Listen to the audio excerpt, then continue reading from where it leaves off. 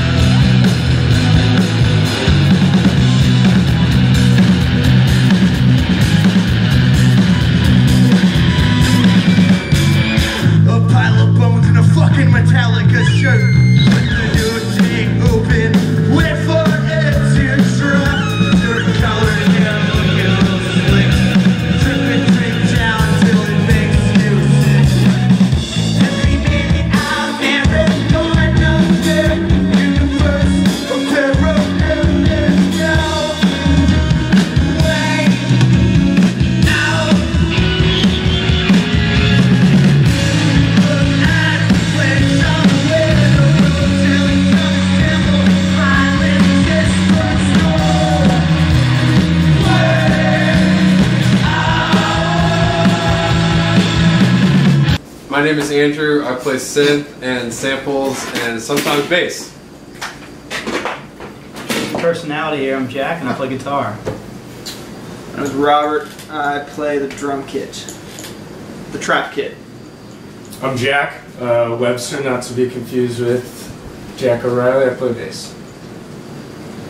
I'm Will, and I play the guitar, and this is Wieuca.com. This is Wieuca. No, someone already took that domain. No. Wieuca Music. This is WieucaMusic.com. Wieuca. We were an Atlanta band before we were called Wieuca, but then we moved here and changed our name to something we thought no one in Athens would understand. And now everyone's moved to Atlanta, so that now they all know where we took our name from. So that is Wieuca Avenue? Road. I did, in high school I worked for like 3 years at this art center on West Wieuca. Thank God. Yeah. He's so crazy. So, that's where it's from. That's why there's so much paint on my shirt. So Wieuca has been around, you say 2012? How did y'all all meet? Me and Will met like, I guess as young children, and like I guess middle school, but we knew each other a little bit before then. Like He had like Zeppelin written on one of his binders, and I was like, I'm gonna try to go over to this kid's house. Going over to my house was less fun. And I met Will and Robert. I guess after you joined the band. Yep. Because one of my good friends is your cousin, Elliot, right? Right. And Elliot took us to Sandbar to see Wieuca in the basement of Sandbar. And, you know, Will had Zeppelin written on his binder, and I was like, let's hang out, man. Breaks his binder everywhere. Yeah, Jack was in a band called Uncle Dad at that time, and our first band in 6th grade played our first show, me and Robert, with another band called Uncle Dad. So much less relevant. Yeah, it's not relevant. Well, It's pretty relevant. you were an imposter, basically. Yeah. You had a band called Uncle Dad? No, we played with a band called Uncle Dad. They did like punk rock Kelly Clarkson covers. It was dope. It was pretty cool.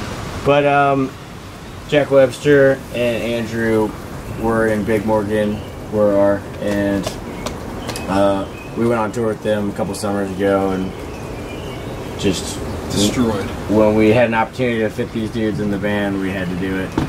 Wieuca and Big Morgan put on a sort of biannual show at the 40 Watt for 2 or 3 years that were always a lot of fun. And You know, that's kind how of we became best buds. we were kind of always each other's like And then it was so weird because support lifeline. Everyone had Zeppelin written on their binder. It was just like, how have we not? Yeah, you know, rappers are always wearing backpacks on stage, but we just carry around binders when we're playing. Empty binders.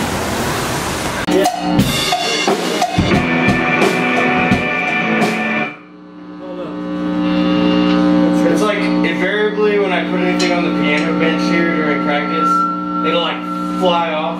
Yeah, If you start going too hard. it's true. Yeah, these are tight quarters. I mean, it won't even get knocked. It's like the kick drum will like launch equipment across the Dude, room. this is actually a pretty good size room for practicing, I think. Hey, is the neighbor of the baby today? Yeah. Okay, it seems to be fucking up when I try and put. We're just gonna do it without the filter. Correct because the for some reason it spiel about doesn't. the Okay. baby next door. Is that okay? Yeah, I'm gonna go home and mess with we it. got cut off at 9:30 for the baby next door. Monday, Where is Wednesday, and Saturday. Are we good? Here we go. It's Jack's baby.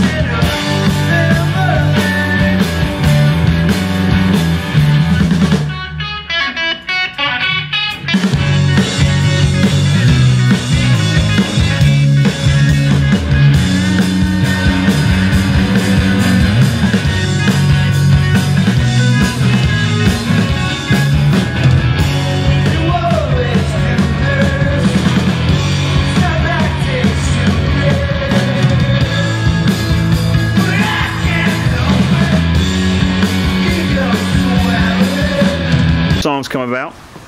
Who writes? Yeah, That guy. we don't have a system at all. Like, we've never really put songs together the same way. Sometimes Robert will make a whole instrumental and bring it to the band. Sometimes it starts with recording demos and keeping some of those tracks, sampling those live later on. Sometimes it just starts with a typical bare bones kind of skeleton song that's brought to the band and everybody fleshes it out. There really isn't one correct way that we do things. We just kind of like regurgitate noises out of our own brains as often as we can. Black Breezy.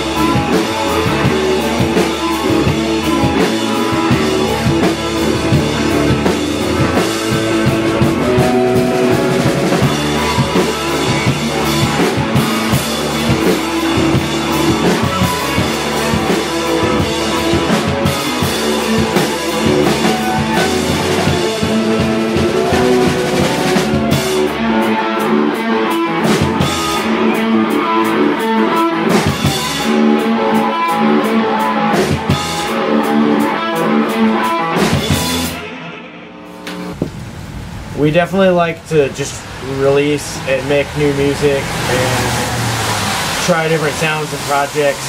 That's a lot more interesting to us than like refining something to be perfect, because I feel like if you gestate for too long, then whatever wave you were trying to be in front of will have already passed. So it's really fun to just, I don't know, like a lot of our music, I think we grew up really liking like lo-fi type music. I learned how to record on like a 4-track tape player and a 2-track tape player that my uncle gave me. So it really has never been about having a shiny, super tight or nice sound or live show. It's really more about getting crazy, doing something that's interesting, having some fun with it, and expressing yourself in a way that like no one was really expecting you to do, even if they know your songs. Which really says this band. Y'all are more fun. I mean, our And you songs enjoy are usually fun. about kind of like negative things, but ultimately, if the live show, We're entertainers. We're entertainers at the end of the day. You know, we're jumping around for people's we're just like entertainment. David Letterman. Yeah.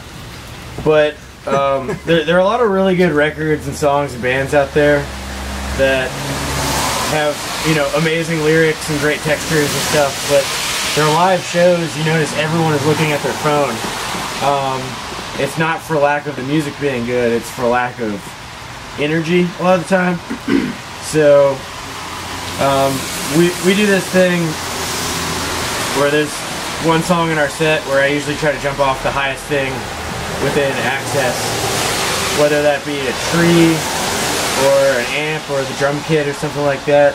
Sound booth. And What's your favorite thing you've ever jumped off of? I know my favorite Hot thing that cues. Will's ever jumped off of. If What? you're from Athens, you'll be familiar with the piano at Flicker Bar.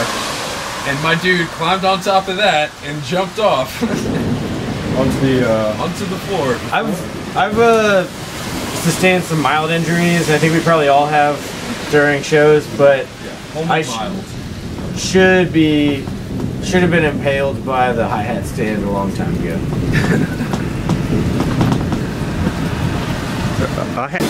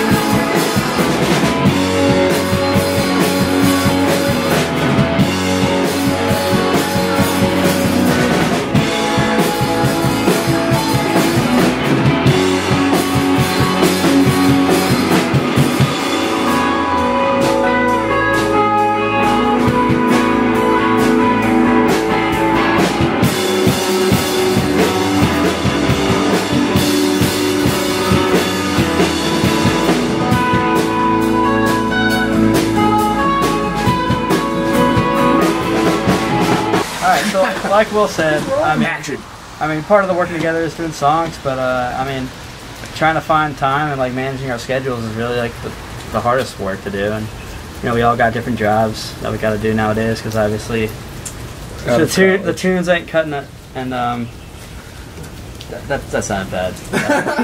We're very wealthy That's so from our true. music. Yeah. It's so true. But, I mean, The tunes ain't cutting it.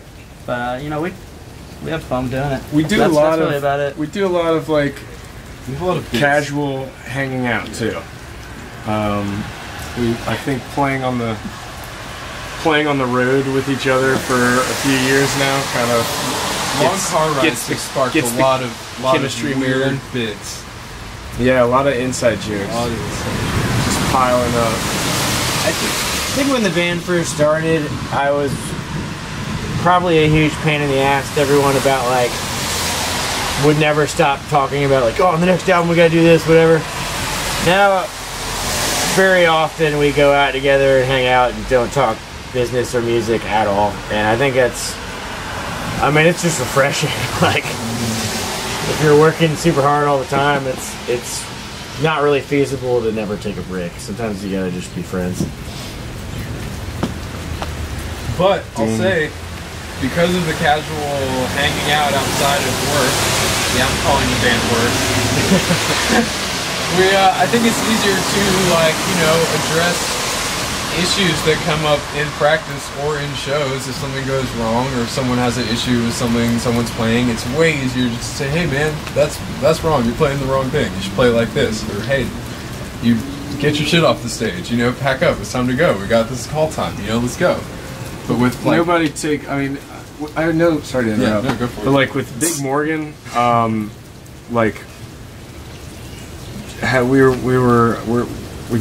Big Morgan's been around for 5 or 6 years, I guess, and like when you're in a band with some of your closest friends, like stuff when you're trying to be productive and you're trying to make constructive criticism, it's really easy for everyone to take things personally.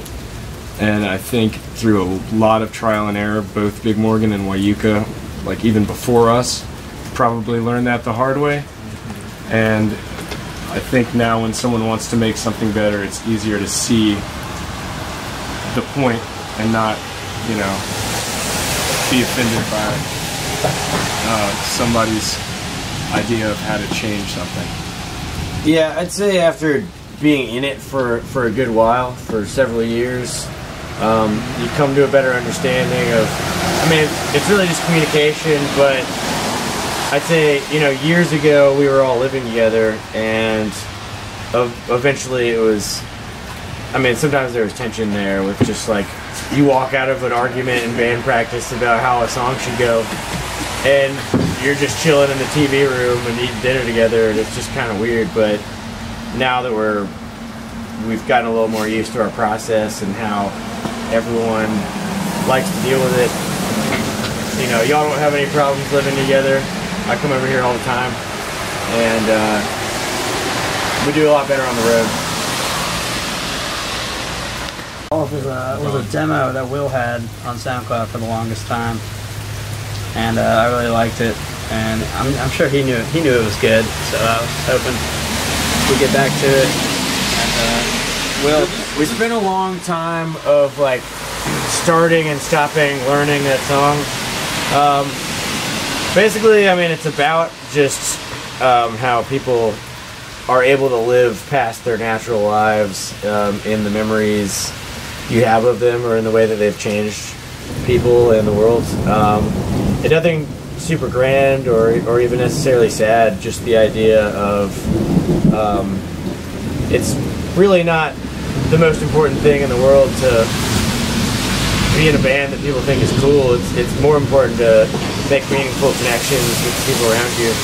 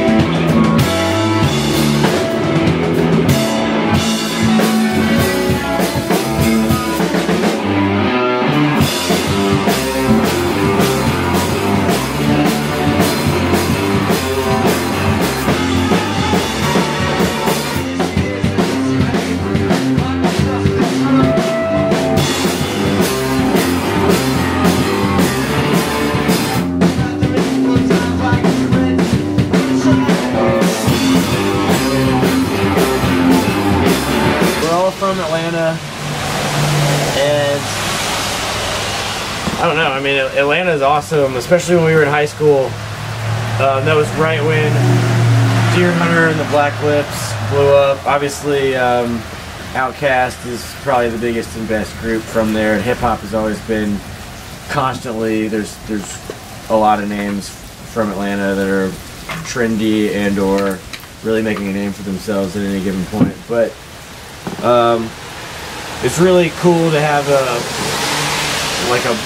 blossoming scene to look at from afar growing up.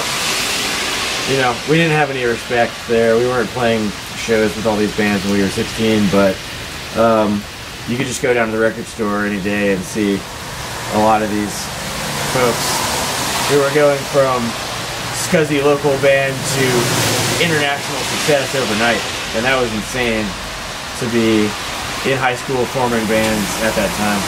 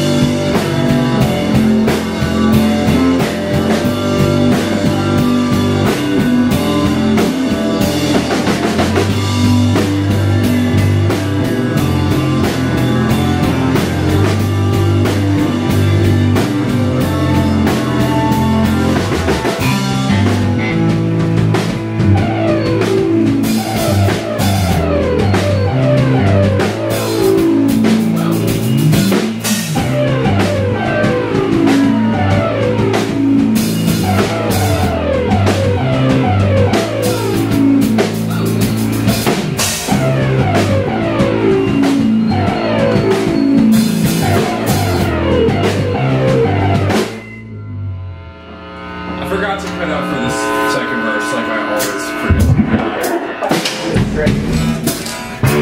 Probably a tie between Olivia Tremor Control, Coheed and Cambria. I mean, I'm listening to a lot of Granddaddy and Stephen Malcolmus and the Dicks right now, so let's just go with that. It changes. Jack's a melodic guy. I think the band, I want to say Merge, on Merge. Titus Andronicus has put out some of my favorite music in my kind of career as a musician. But I'm old school, and in terms of what I've been listening to the longest and what I've like always thought was like the most impressive, my favorite band is probably The Who. That's tight. Andre? You know me, I've got a pretty weird side to me, so I'm going Nas and I'm going My Chemical Romance for my favorites. But for this band, I try and draw on like